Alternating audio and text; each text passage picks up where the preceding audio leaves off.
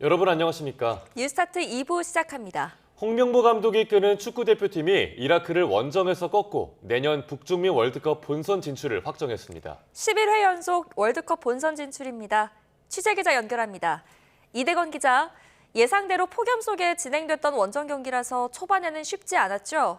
네, 쉽지 않았습니다. 이라크가 초반부터 강한 압박에 나서면서 대표팀이 고전했는데요. 전반 중반 큰 변화가 생겼습니다. 이라크 공격수 알하마디가 반칙으로 퇴장되면서 분위기가 확실히 달라졌습니다. 대표팀은 전반 31분 코너킥 상황에서 황희찬이 왼발 슈팅을 시도했지만 아쉽게 빗나갔고, 전반 36분 이강인의 프리킥을 이재성이 머리로 연결했는데 이게 골대를 맞았습니다. 전반 종료 직전 이강인의 강한 왼발 슛이 다시 골대를 맞으며 득점 없이 0대 0으로 마무리됐습니다. 후반 시작과 함께 미드필더 박용을 빼고 김진규가 들어가면서 공격이 좀 더 살아났습니다. 결국 김진규가 해냈습니다. 후반 18분 이강인이 오른쪽에서 연결한 공을 오른발 슛으로 골문을 흔들었습니다. A매치 데뷔전을 치른 전진우 카드도 먹혔습니다. 후반 35분 전진우가 오른쪽에서 연결한 공을 오현규가 밀어넣어 두 번째 골을 기록했습니다. 낮 기온이 최대 45도까지 치솟는 원정 경기는 2대 0으로 이렇게 마무리됐습니다. 네, 이렇게 해서 결국 11회 연속 월드컵 본선 진출이 확정됐네요. 그렇습니다. 그런데 경기 시작 전부터 부담감이 있었습니다. 같은 조인 요르단이 먼저 승점 3을 추가하면서 우리를 제치고 B조 1위로 올라섰습니다. 요르단이 오만을 3대 0으로 꺾으면서 승점이 같아졌지만 골 득실차에서 앞섰습니다. 그런데 우리가 다시 승점 3을 따내면서 남은 경기와 상관없이 북중미 월드컵 본선 진출을 확정했습니다. 1986년 멕시코 월드컵 이후 11회 연속 본선 진출입니다. 아시아 최초이자 세계에서 6번째 기록입니다. 아직 예선 경기는 남아있습니다. 축구대표팀은 오는 10일 서울 월드컵 상암 경기장에서 쿠웨이트와 3차 예선 마지막 경기를 치릅니다. 지금까지 YTN 이대훈입니다.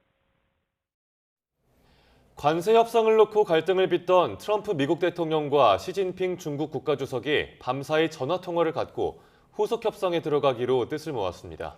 미중 정상은 또 서로 방문 요청을 수락하면서 대면 회담을 이어가기로 했습니다.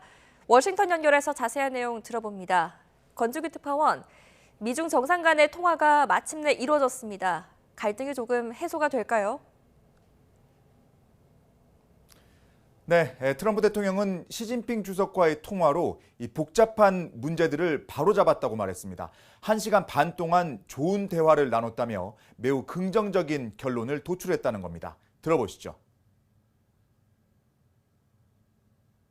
We had a very good talk, and we've straightened out any complexity. It's very complex stuff, and we straightened it out. No, I think we have everything. I think we're in very good shape with China and the trade deal.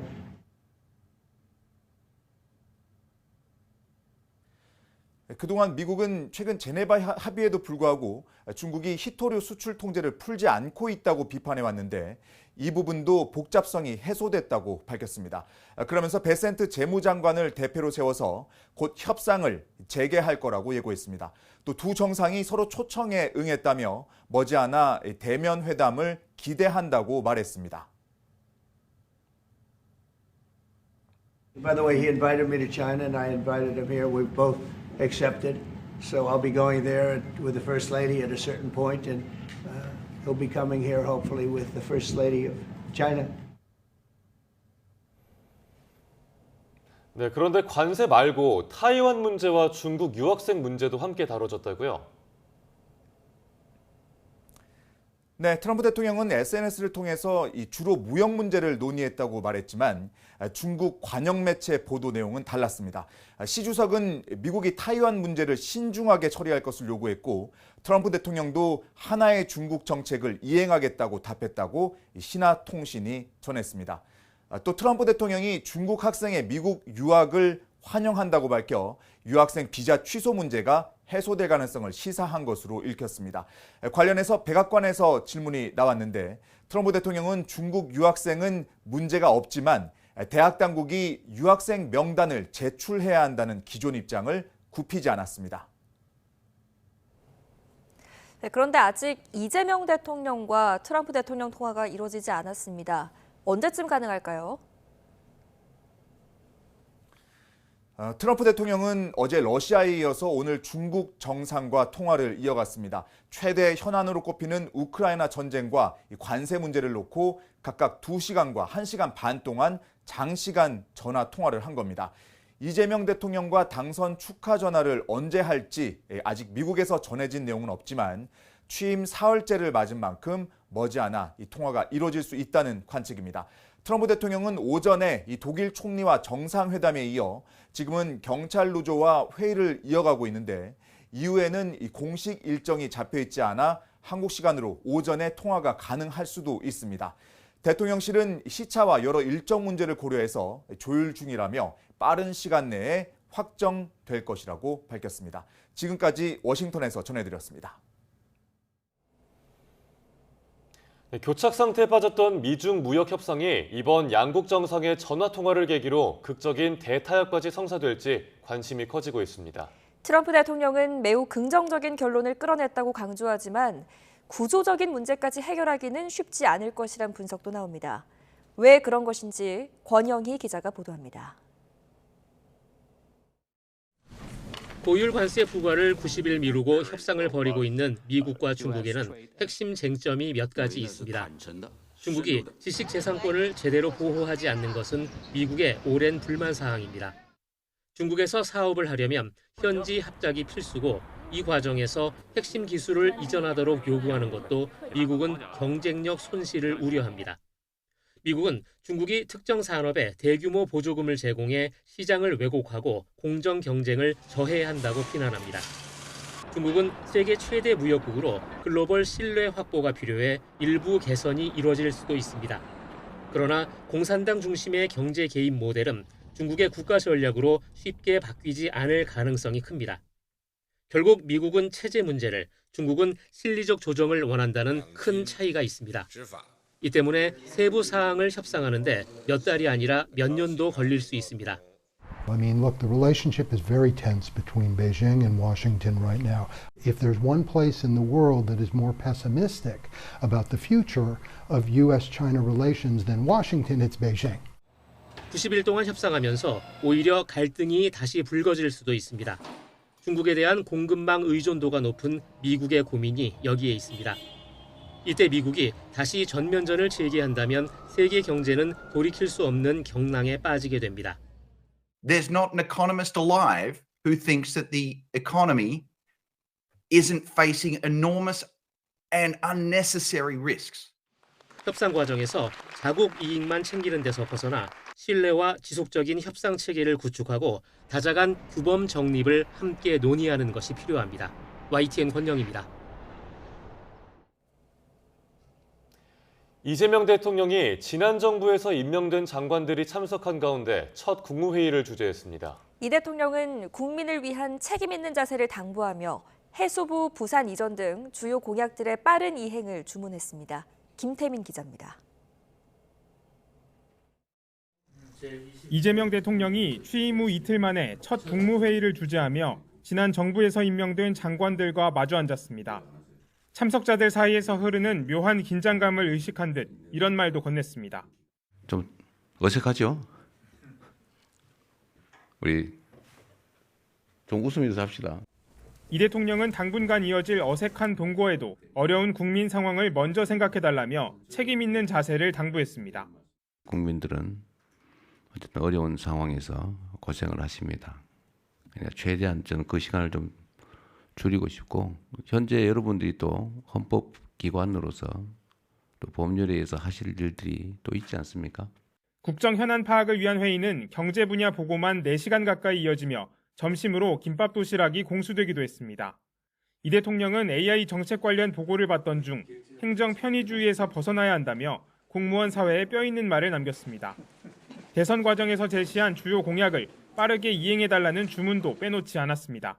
국토교통부 현안 청취 과정에서 해수부 부산 이전에 빠른 준비를 지시했습니다. 대선 직후 곧바로 출범한 이재명 정부의 인수위 역할을 맡게 될 조직도 구체적인 윤곽이 드러났습니다. 이 대통령의 대표적인 경제참모로 꼽히는 이한주 민주연구원장이 국정기획위원장에 임명돼 인사 검증을 제외한 국정과제 전반을 정비할 예정입니다.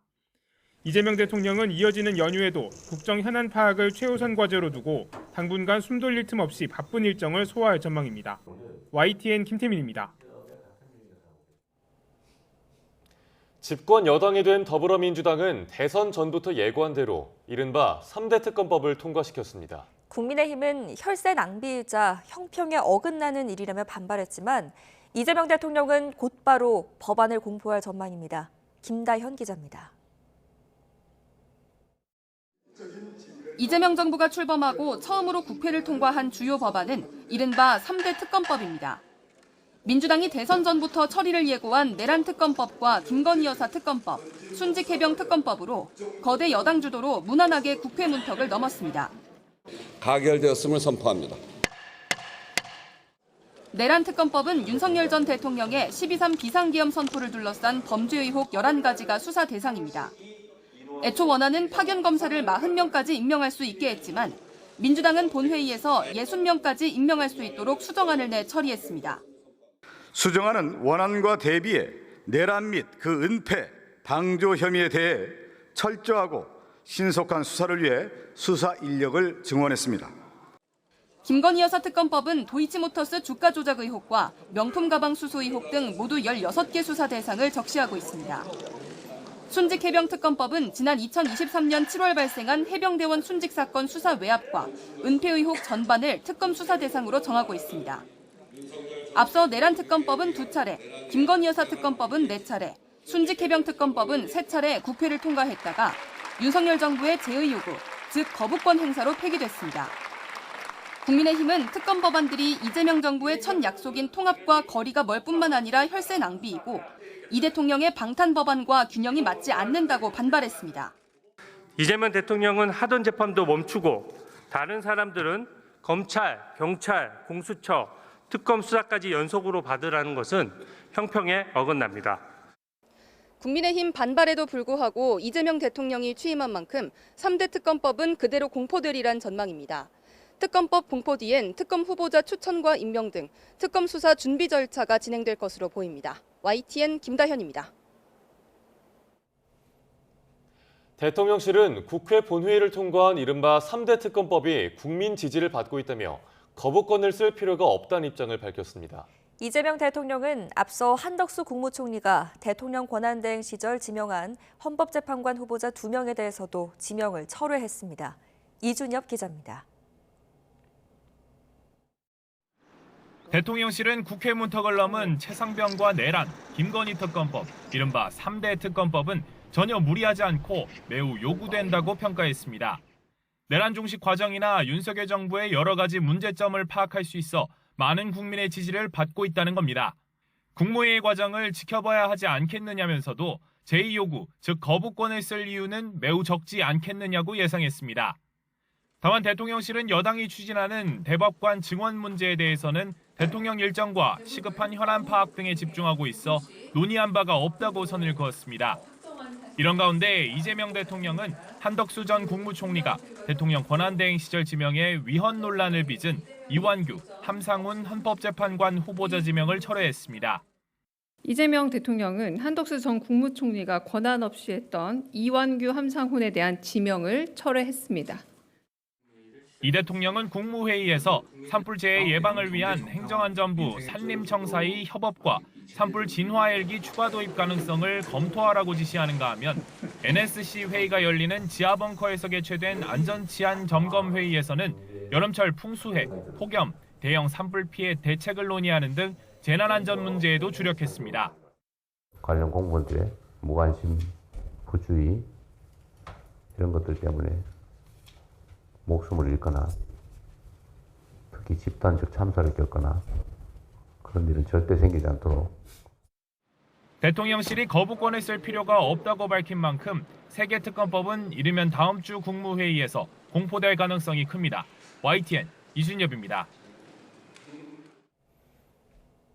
이재명 정부가 닻을 올렸지만 인수위가 없고 또 임시로 용산 대통령실을 쓰다 보니 출발이 녹록지만은 않아 보입니다. 대통령 탄핵으로 대통령실의 공백이 길어지면서 기존의 조직이나 시설이 모두 제대로 갖춰져 있지 않은 상황인데요. 새 대통령실은 업무 정상화를 앞당기는데 총력을 기울이고 있습니다. 정인용 기자입니다. 대통령실은 지난해 12월 윤석열 전 대통령이 탄핵 소추된 이후 사실상 기능이 정지됐습니다. 거의 6개월의 업무 공백 끝에 이재명 정부가 들어선 건데 임기 첫날 기본적인 설비조차 제대로 갖춰지지 않았다는 불만이 터져나왔습니다. 업무 및 인적 인수 인계는커녕 사용 가능한 인터넷망, 종이, 연필조차 책상 위에 놓여 있지 않습니다. 대통령 업무 수행을 위한 조직도 미비하긴 마찬가지여서 지난 윤석열 정부 때 파견됐던 공무원들에 대해 즉각적인 복귀 명령이 내려지기도 했습니다. 강류 후보자 추천에 필요한 인사검증도 시간이 걸릴 수밖에 없어 인수위 없이 출발한 데 따른 어려움도 가중되고 있습니다. 이 대통령은 이에 따라 장관들 대부분을 일단 유임시키고 부처 업무 파악에 주력했습니다. 각 부처 단위로 가장 잘 아실 거기 때문에 그 범위 내에서 제가 여러분들의 의견도 좀 듣고 또 저도 드릴 말씀 드리고. 이 대통령 거치가 안가에서 서울 한남동 관저로 옮겨진 건 다행으로 꼽힙니다. 점검을 끝내고 입주하기로 한 건데 제3의 공간을 사용하게 될 경우 이사에 따른 세금 낭비를 고려한 결정이라고 대통령실은 설명했습니다. 하지만 청와대 복귀를 천명한 만큼 현재 대통령 집무실과 관저 모두 사실상 임시 성격이 짙습니다. 국정기획위원회를 구성하는 등 조직 정비에 속도를 내고 있지만 핵심 정부 조직 정비와 대통령실 집무실 관저의 청와대 최종 이전에는 적잖은 시간이 걸릴 걸로 예상됩니다. YTN 정인용입니다. 국가 최고 경호기관인 대통령 경호처가 이재명 정부 출범과 함께 시험대에 올랐습니다. 불법 계엄과 탄핵 국면을 거치며 해체론까지 대두된 가운데 환골탈태 수준의 대대적인 개편이 예고됐습니다. 부장원 기자입니다. 새 대통령 취임 첫날인 지난 4일, 취임 선서식장에서 경호처와 경찰 경호원 사이에 실랑이가 펼쳐졌습니다. 밀치고 잡아당기며 자리 싸움을 벌이는 모습이 방송 카메라에 고스란히 잡혔습니다. 대통령 최근접 경호를 두고 벌어진 어처구니 없는 주도권 다툼은 단순한 해프닝을 넘어 위기에 몰린 경호처의 처지를 보여주는 상징적 장면으로 평가됐습니다. 경호처는 지난 1963년 창립된 이후 60여 년간 국가 최고 경호기관으로 자리해왔습니다. 정권 따라 부침은 있었지만 군과 경찰 경호부대를 총괄하며 굳건하게 지켜온 경호처의 위상은 내란 사태의 소용돌이 속에서 무너지기 시작했습니다.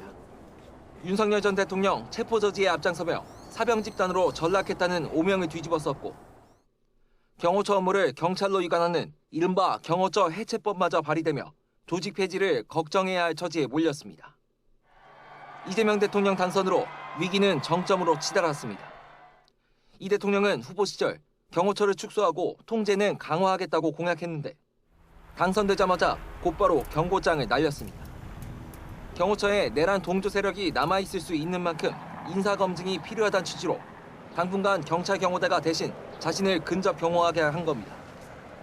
경호처에 대한 불신을 여실히 드러낸 것으로 이에 그치지 않고 이 대통령은 경호처 수뇌부를 전부 외부 인사로 물갈이했습니다. 대통령 경호처장에는 황인권 전 육군 제2작전사령부 사령관을 임명합니다. 대통령 최근적 경호를 전담해온 경호처로서는 초유의 사태를 마주친 것으로 대대적인 개편을 피할 수 없게 됐습니다. YTN 부장원. 대선 패배 뒤 처음으로 열린 국민의힘 의원총회에선 권성동 원내대표가 자신의 책임이 결코 가볍지 않다며 사의를 나타냈습니다. 다른 지도부도 함께 물러나겠다는 뜻을 밝혔지만 김용태 비상대책위원장의 거취는 다음 주에 결론 내리기로 했습니다. 손효정 기자입니다. 대선 패배 뒤 처음으로 열린 국민의힘 의원총회. 권성동 원내대표는 책임을 피할 생각도 변명할 생각도 없다며 원내대표직을 내려놓겠다고 말했습니다. 원내대표로서 저희 책임이 결코 가볍지 않습니다. 저부터 원내대표직을 내려놓겠습니다. 이어진 비공개 의원총회에선 이미자, 최영두, 최보윤 비대위원과 김상훈 정책위의장도 함께 물러나겠다는 뜻을 밝혔습니다. 김용태 비대위원장은 의원들의 의견을 듣고 거취를 정하겠다며 결단을 미뤘는데 4시간 넘는 의원총회 동안 이를 두고 갑론을박이 이어졌습니다. 대선 패배 책임을 지고 지도부가 일괄 사퇴해야 한다는 주장이 우세했지만 김 위원장의 임기가 이번 달까지인 만큼 다음 지도부 구성까지 자리를 지켜야 한다는 의견도 만만치 않았습니다. 논의가 공회전하자 오는 9일 다시 의원총회를 열고 최종 결정을 내리기로 했습니다. 의원님들의 의견을 좀 더 들어보고 비대위원장도 거치에 대해서 본인도 생각을 해보시고 그렇게 해서 월요일쯤에 결정하기로 했습니다. 지도부는 일단 비대위를 열고 차기 원내대표 선출 절차에 돌입했습니다. 새로운 비대위를 꾸릴지 아니면 곧바로 전당대회를 열고 지도부 선출 절차를 밟을지 논의가 길어지는 건 결국 당권을 둘러싼 복잡한 셈법 때문입니다. 곧바로 전당대회를 열어야 한다는 친한계와 혁신형 비대위를 먼저 띄워야 한다는 친윤계의 논쟁은 주말을 지나며 격화할 것으로 보입니다. YTN 손유정입니다. 국민의힘 내에선 대선 패배 여파가 이어지고 있습니다. 공석이 된 원내대표 선출부터 향후 지도부 구성, 계파 갈등 해결까지 과제가 첩첩산중입니다. 김다연 기자입니다. 권성동 원내대표의 사의 표명으로 국민의힘의 가장 시급한 숙제는 새 원내사령탑 선출이 됐습니다. 문제는 또다시 수면 위로 떠오른 계파 갈등입니다. 나라의 명운이 걸린 선거에서조차 뒷짐을 지는 행태, 분열의 행보를 보인 부분, 자해적인 정치 행태에 대해 실망을 넘어 분노하는 국민과 당원들이 많습니다. 친윤석열계 중심의 당 주류는 권 원내대표 후임을 어느 정도 생각해둔 눈치인데 변수는 친한동훈계입니다. 한동훈 전 대표가 최근 지지자들에게 당원 가입을 독려하며 당대표 복귀 시동을 걸고 있다는 평가가 나온 만큼 미리 결이 맞는 원내대표를 앉혀놔야 한다는 구상으로도 풀이됩니다. 새 원내대표께서 전당대회를 준비하고 전당대회를 통해서 당대표를 선출하고 당원 당규도 개정하고 혁신을 하고 결국 차기 당권이 핵심입니다. 지난해 12월 한 전 대표 사퇴 뒤 만들어진 비상대책위원회 체제를 언제까지 유지할 수만은 없는 노릇이라는 데는 모두 공감대가 있지만 전당대회 시점은 갑론을박이 있습니다. 우선 오는 30일까지인 비대위 임기를 조금 더 연장해서 수습과 정비 시간을 갖잔 쪽이 있는데 대선을 막 마친 상황에서 또 큰 선거를 치르기엔 체력적 소모가 크다는 현실론입니다. 바로 새 원내대표를 뽑아서 전당대회까지 가자는 속도전은 주로 친한계에서 제기됩니다. 여기에 민주당이 여당으로 복귀하자마자 1호 법안으로 윤석열 전 대통령 부부를 겨냥한 특검을 통과시키는 등 초장부터 기선 제압에 나선 만큼 민주당과의 관계 설정도 난제입니다. 당 내홍은 대선 결과 책임론이란 명분을 쓴 하지만 실제로는 당권 싸움, 더 나아가 계파 갈등에 지나지 않는다는 비판입니다. 선거 운동 기간 가까스로 만들어 놓은 통합 행보가 보여주기식에 불과했다는 지적도 피하기 어려워 보입니다. YTN 김다연입니다. 이재명 대통령 지시에 따라 정부가 민생과 경제 회복을 위한 추가 경정 예산 편성 작업에 들어갔습니다. 30조 원이 넘는 슈퍼 추경으로 전망되는 가운데 중장기적 재정 악화를 막을 방안 마련도 숙제로 남습니다. 이승은 기자입니다. 가뜩이나 부진한 내수에 수출마저 감소한 상황. 기획재정부는 이재명 대통령 첫 행정명령으로 열린 비상경제점검 TF 후속 조치로 추경 편성 작업에 들어갔습니다. 추경이 가져올 즉각적인 경기 진작 효과에 대해 구체적으로 묻고 적극적인 경기 민생 진작 대응과 리스크 관리를 주문했습니다. 추경 규모는 30조 원 이상이 될 것으로 보입니다. 일부에서는 40조 원대를 예상하기도 합니다. 지역 화폐를 통한 생활지원금 지급을 통한 소비 진작이 핵심이 될 전망입니다. 더불어민주당은 지난 2월 34조 7천억 원 규모 추경을 제안할 때 13조 원을 들여 1인당 25만 원, 취약계층 35만 원의 국민지원금을 지역 화폐로 지급하자는 방안을 제시했습니다. 소상공인 자영업자에 대한 비탄감과 채무 조정안이 담길 수도 있습니다. 채무 조정 정도를 넘어서서 일정 정도는 정책 자금 대출 부분은 상당 정도 탕감을 해주는 게 필요하지 않냐. 그 얘기를 제가 꽤 오랫동안 했는데 건설 부문 지원책도 담길 것으로 보입니다. 최근 2년 동안의 성장률을 발목을 잡은 게 가장 큰 건 건설 투자입니다. 올해 0.8%를 성장한다고 할 때 그때 건설 투자는 마이너스 6.1% 지금 감소하고 있거든요. 문제는 재정 상황입니다. 재원 조달을 위해 적자 국채 발행이 불가피합니다. 3년 연속 세수 결손이 전망되는 상황에서 국민 세금으로 갚아야 하는 정부의 적자성 채무는 올해 885조 원을 넘어섰습니다. 이미 우리나라 재정 상황을 나타내는 그래프도 2019년을 기점으로 악어해입 형태를 띠기 시작했습니다. 악어해입 그래프는 저출산 고령화로 정부 씀씀이는 느는데 수입은 줄어드는 모습이 악어 입모양을 닮아서 붙여진 표현입니다. 기초연금, 그다음에 지방교육교부금에 대해서 좀 구조조정이 필요하다라는 것이 지목되고 세금 분야에 대해서는 사실은 우리가 고령자가 급격히 늘어나고 은퇴자가 늘어나기 때문에 은퇴자와 젊은 세대가 모두 부담할 수 있는 세금인 부가가치세를 증세를 하는 것을 고려할 수밖에 없는 상황입니다. 당장의 경기 회복을 넘어 저출산과 저성장, 재정 악화의 악순환을 해결할 해법이 필요합니다. YTN 이승은입니다.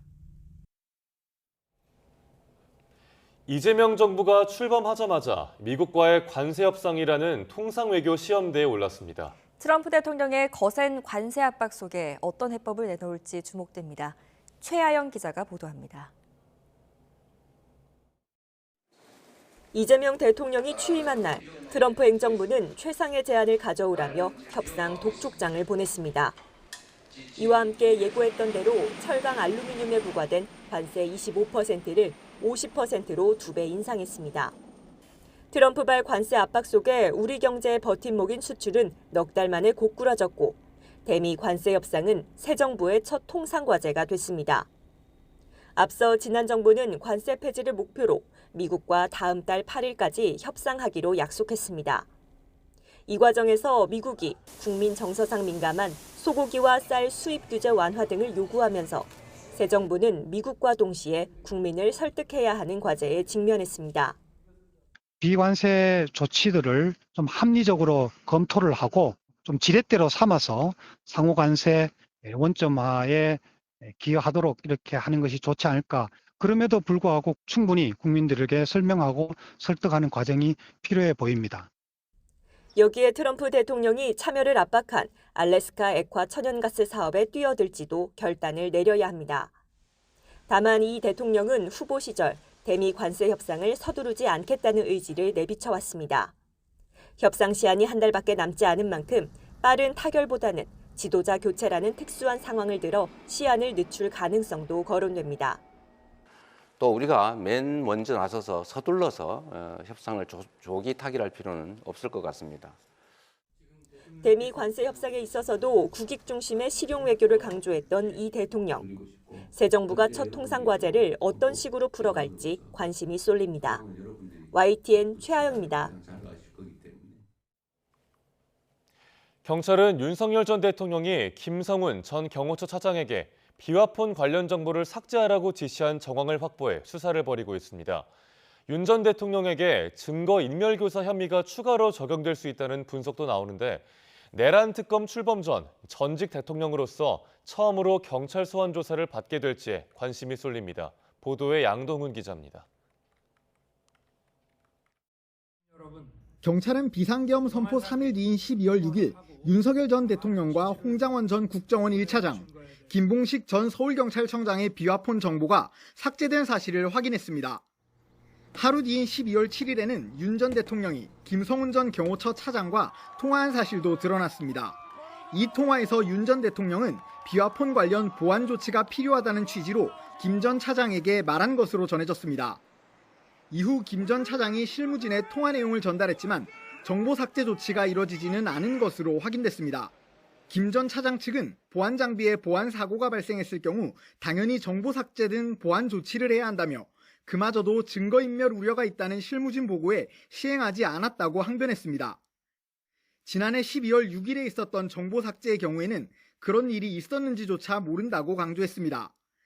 하지만 윤 전 대통령이 비화폰 정보를 삭제하려고 시도한 정황이 드러난 이상 추가 혐의가 적용될 수 있다는 분석도 나옵니다. 자신에 관한 증거를 할지라도 제3자로 하여금 이러한 증거를 없애도록 하는 행위에 대해서는 증거인멸 교사죄에 해당이 되기 때문에 처벌이 가능합니다. 윤 전 대통령은 이미 내란과 직권남용 혐의로 재판을 받고 있고 체포영장 집행을 경호처를 동원해 막아선 특수공무 집행 방해 혐의와 관련해서도 파면과 함께 불소추 특권이 사라진 상태입니다.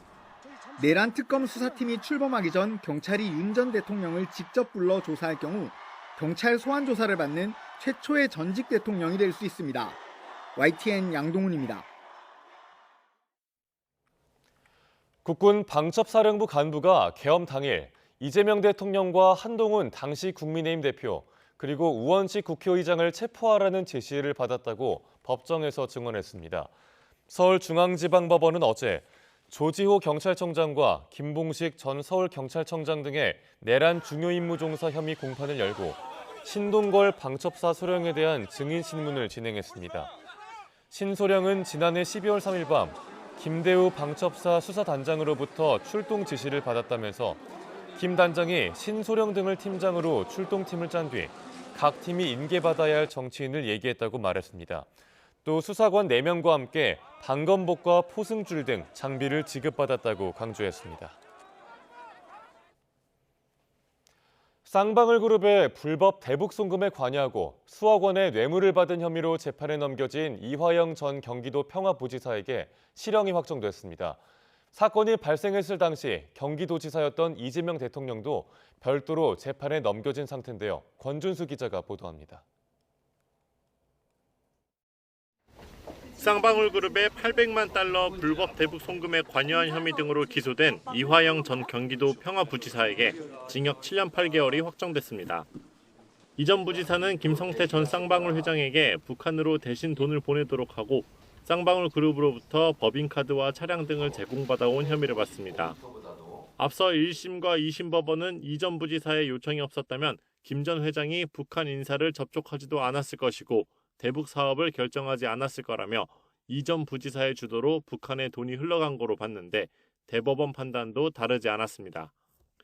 대법원은 원심에서 법리 오해 등의 잘못이 없다고 보며 벌금 2억 5천만 원과 추징금 3억 2,500여만 원도 그대로 유지했습니다. 당시 도지사였던 이재명 대통령은 이 전 부지사로부터 쌍방울을 통한 대북 송금을 보고받고 승인한 혐의로 별도로 재판에 넘겨진 상태입니다. 다음 달 22일 수원지방법원에서 1차 공판 준비 기일이 예정돼 있는데 재판부가 대통령의 형사 불소추 특권을 규정한 헌법 84조를 적용할 경우 재판은 중단될 가능성이 남아 있습니다. YTN 권준수입니다.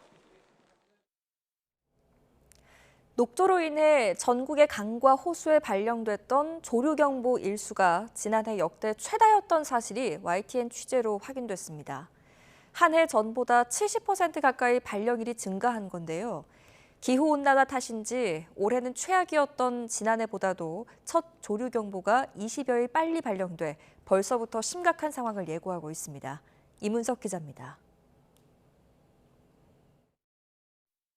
지난해 8월 북한강 상류 소양호의 모습입니다. 녹조가 확산해 물이 초록색으로 변했습니다. 수도권 최대 상수원인 팔당호도 녹조에 뒤덮여 비상이었습니다. YTN 취재 결과 지난해 녹조로 인해 전국에 조류 경보가 발령된 날이 역대 가장 많았던 거로 확인됐습니다. 조류경보제를 운영하는 전국 29개 지역 52개 지점의 경보 발령 일수를 합하면 총 882일로 2023년보다 66% 증가했습니다. 녹조로 골머리를 앓았던 지난 2022년에 778일 기록도 갈아치웠습니다. 녹조는 수중 생태계를 파괴할 뿐만 아니라 독소로 인해 수돗물 안전성까지 위협합니다. 문제는 올해 상황이 더 심상치 않다는 것. 이미 지난달 29일 낙동강 하류 물금 매리 지점에 올해 첫 조류경보가 발령됐는데 최초 발령일이 최악이었던 지난해보다 22일이나 빠릅니다. 정부는 최근 야적 퇴비와 가축 분뇨 관리 강화를 골자로 한 올해 녹조 대응 방안을 발표했습니다. 토지계 오염원, 가축 분뇨, 개인 하수를 집중 관리하고 녹조 중점 관리 지역을 지정 관리하여 녹조 발생을 사전에 예방하겠습니다. 내용을 보면 녹조 제거선 7대 추가, 야적 퇴비 조사 범위 확대 등 지난해 방안을 소폭 보완한 정도여서 최악의 녹조 발생 뒤에 내놓은 대책이라고 하기엔 아쉽다는 평가가 나옵니다. YTN 이문석입니다. 경기 용인에 있는 복선전철 공사 현장에서 천공기가 옆으로 넘어져 인근에 있는 아파트를 덮치며 150여 명이 대피해야 했습니다. 인명피해는 없었지만 주민들은 불안한 마음에 뜬 눈으로 밤을 지새웠습니다.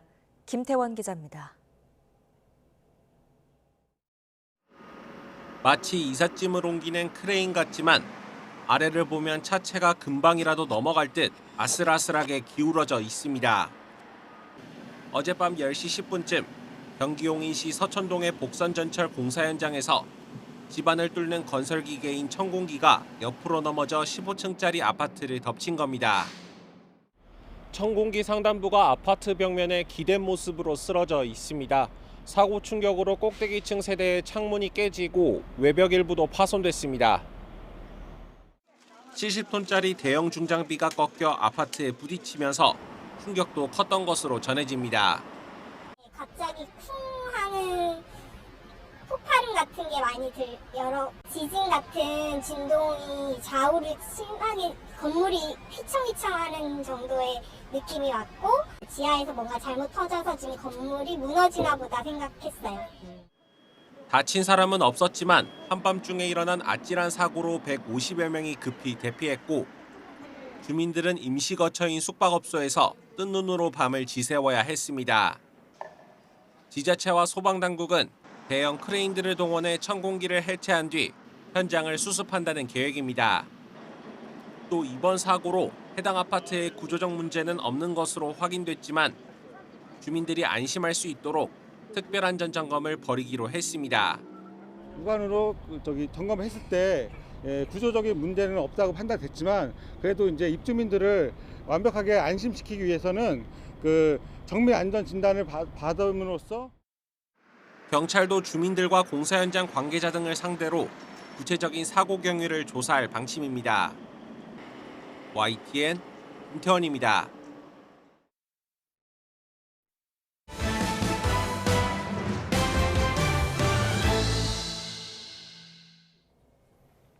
트럼프 미국 대통령의 최측근으로 꼽히던 테슬라의 CEO 일론 머스크가 정부를 떠나고 나서부터 최전방 트럼프 공격수가 됐습니다. 트럼프 대통령이 공개적으로 실망감을 표현하자 머스크는 정치적으로 결별을 선언했고 테슬라 주가는 14% 넘게 폭락했습니다. 신호 기자입니다.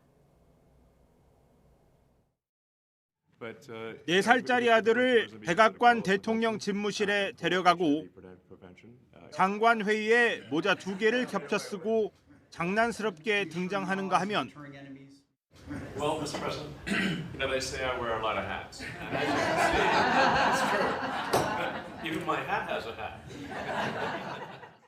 임기를 마칠 때는 트럼프의 황금 열쇠까지 선물 받았습니다.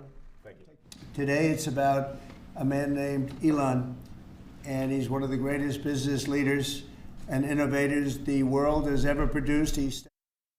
하지만 정부를 떠난 지 일주일도 안 돼서 머스크는 트럼프의 감세 법안을 정면으로 비판하기 시작했습니다. 영화 킬빌의 포스터를 SNS에 게시하며 이 법안을 없애자고 주장했습니다.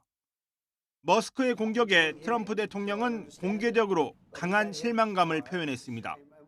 트럼프는 머스크가 전기차 의무화 규제 철회 때문에 화가 난 거라며 좋은 관계를 유지할 수 있을지 모르겠다고 경고했습니다. And he hasn't said bad about me personally, but I'm sure that'll be next. But I'm very disappointed in Elon. I've helped Elon a lot. 그러자 머스크가 곧바로 자신이 돕지 않았다면 트럼프의 대선 승리도 없었을 거라면서 배은망덕하다고까지 대꾸했습니다. 머스크가 미 항공우주국 나사 국장에 추천한 인물이 지명 철회된 것도 관계 악화의 원인으로 꼽힙니다. 대선 캠페인에 3억 달러나 기부하며 1등 공신으로 꼽히던 머스크와 트럼프의 관계가 파국으로 치달으면서 테슬라 주가는 이틀 연속 급락했습니다. YTN 신호입니다. 세계적인 소비재 기업인 미국의 P&G가 7천 명 감원에 들어가는 등 미국 기업들이 관세 여파로 5월에만 9만 명 넘는 인력을 감축했습니다. 미국의 경제를 지탱했던 고용시장이 흔들리는 데다 생산성까지 악화하면서 인플레이션이 임박했다는 우려가 제기되고 있습니다. 뉴욕에서 이승윤 특파원입니다. 면도기와 세제, 기저귀, 스낵 등으로 유명한 미국의 소비재 대기업 프록터앤갬블, P&G가 2년간 7천 명을 감원하기로 했습니다. P&G는 트럼프 대통령의 관세로 인한 비용 상승과 불확실성을 감원의 이유로 언급했습니다. Uncertainty on the job market, volatility that we saw around the world, certainty on tariffs and the impact on prices and availability. 그동안 미국 경제를 튼튼하게 떠받쳤던 고용 시장이 관세로 흔들리고 있습니다. 인사 전문 기업인 챌린저 그레이 앤 크리스마스가 발표한 보고서에서 미국 기업들은 5월에 9만 3천 명을 감원한 것으로 집계됐습니다. 1년 전보다 47% 늘었는데 서비스와 기술, 비영리 부문에서 감원이 두드러졌습니다. 이에 따라 지난주 신규 실업수당 청구 건수는 24만 7천 건으로 전주 대비 8천 건 늘며 8개월 만에 최대를 기록했습니다. 관세는 원재료 가격 상승을 통해 미국의 생산성에도 악영향을 미치고 있습니다.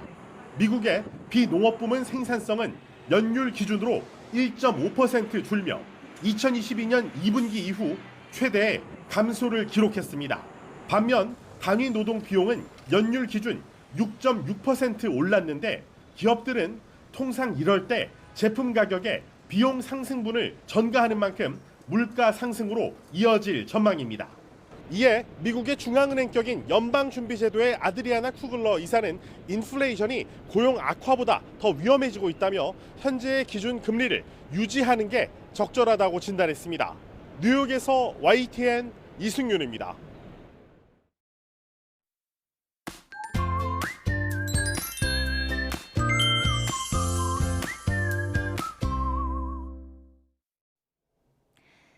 현충일인 오늘도 더위 대비를 잘해주셔야겠습니다. 오늘 서울 낮 기온은 28도로 어제보다 조금 더 높겠고요. 밤사이 열대야 수준의 밤더위가 나타났던 강릉은 한낮에 32도까지 치솟는 등 한여름처럼 덥겠습니다. 오늘 하늘에는 구름만 가끔 지나겠고 낮 동안 자외선과 오존이 무척 강하겠습니다. 또 중부서해안과 동해안을 중심으로는 오후부터 바람이 점차 강해지겠습니다. 현재 기온 살펴보겠습니다. 현재 서울 기온은 17.9도, 대구는 17.8도를 보이고 있습니다. 오늘 낮 기온은 아침보다 10도 이상 올라서 일교차가 크게 벌어지겠는데요. 서울이 28도, 대전과 대구는 29도, 강릉은 32도를 보이겠습니다. 주말과 휴일에도 더운 날씨가 이어지겠고요. 내일 경기 북서부에는 낮 한때, 또 제주도에는 밤부터 비가 내릴 전망입니다. 지금까지 날씨 정보였습니다.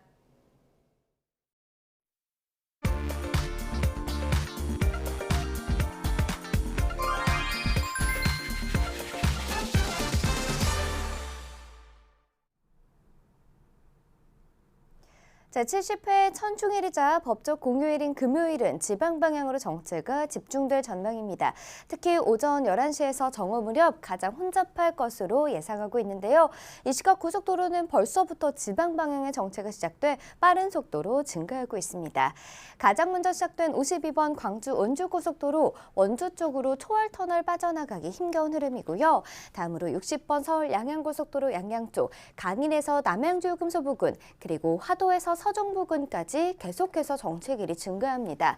50번 영동고속도로 정체 구간이 많이 늘었습니다. 서창과 둔대, 또 군포와 용인 일대 지나기 힘겨운데 용인 일대의 정체 양지터널까지 이어지고요.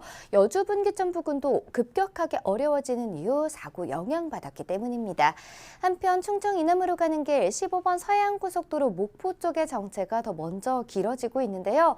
서울 요금소 빠져나갈 때 한번 답답했다가 다시 한번 순산터널까지 계속해서 정체 이어지겠고 이후의 정체도 증가하고 있습니다. 매송 휴게소 부근부터 비봉 또 팔탄 일대도 힘겹습니다. 한편 1번 경부고속도로 부산 쪽으로 향하신다면 경계권에선 남사 일대 지날 때 5km 구간 가다서다 하겠고요. 이후로 충청권 진입까지 무리 없다가 충청 진입하며 천안 분기점 부근에서 막히는데요. 25번 논산 천안고속도로 논산 쪽으로도 정한나들목 앞두고 잠시 주춤하고 있습니다. 고속도로 교통방송이었습니다. 뉴스타트 2부 마칩니다. 잠시 후 3부가 계속됩니다. 시청해주셔서 고맙습니다.